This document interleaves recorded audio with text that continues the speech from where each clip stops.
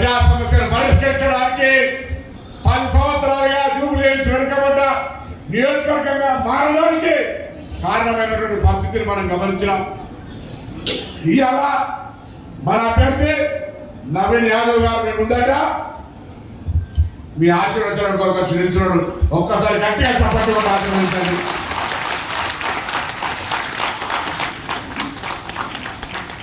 ఇక్కడ మనం ఇలా సమావేశం కావడానికి ముఖ్య కారణం ఢిల్లీకి రాదైనా తల్లికి కొడుకే. చాలా మంది రాష్ట్ర నాయకులు ఉన్నారు, చాలా మంది దేశ స్థాయి నాయకులు ఉండొచ్చు, కానీ వాళ్ళ బల నిరూపణ వాళ్ళ నాయకత్వం బయటపడేది ఆ పోలింగ్ స్టేషన్ లో మాత్రమే. ఆ పోలింగ్ స్టేషన్ లో ఉన్న మీరంతా మీ బూత్ గెలవాలి, మీరు మెజార్టీ మీ పోలింగ్ బూత్ లో తెలుసుకోండి.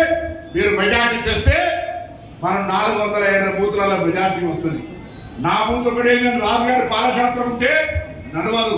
అందుకే ఎవరి బూతులలో వాళ్ళు ఇల్లు తిరిగి ప్రతి ఓటర్ను సముదాయించి వారికి అర్థం చేయించి 10 సంవత్సరాలుగా జూబ్లీహిల్స్ ఏ విధంగా నిర్లక్ష్యమైంది వివరించి మీ అందరి ఆశీర్వచనంతో ఏర్పడ్డ ప్రజాపాలన కాంగ్రెస్ ప్రభుత్వం రేవంత్ రెడ్డి గారి నాయకత్వంలో ఏ విధంగా ముందుకు పోతుందో అర్థం చేసే బాధ్యత మీది.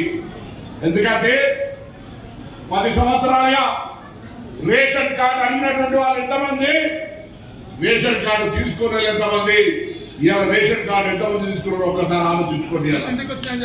ప్రతి రేషన్ కార్డు ఎవరికి అడుగుతారు?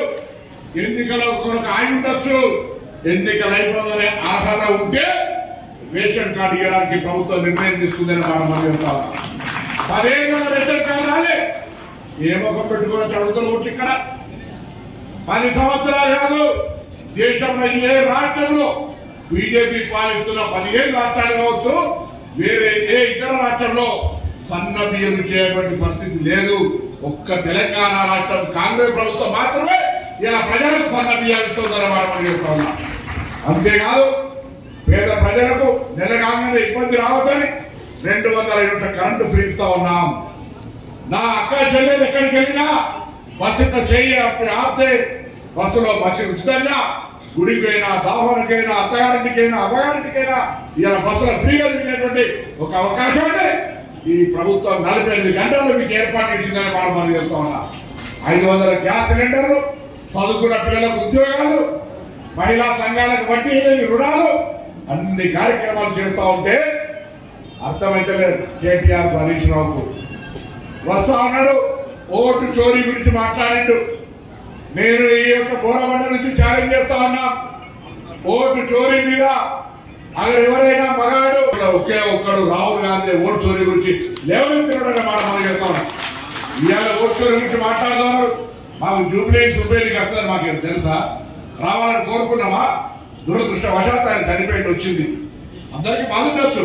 కానీ ఇంతకుముందు సీతక్క గారు చెప్పినట్టుగా తన సొంత చెల్లెడే మొత్తం టీఆర్ఎస్ దోపిడీ పార్టీ కాళేశ్వరాన్ని దోచుకుందని విమర్శిస్తుంటే జవాబు చెప్పడం వచ్చి పాపం ఆ తల్లి సునీతమ్మ గారికి కుటుంబం తప్ప తెలవకపోతే బయటకు తెచ్చి మైక్ పెట్టి ఏడిపిస్తా ఉన్నారు. మైక్ పెట్టి చూస్తా ఉన్నారు.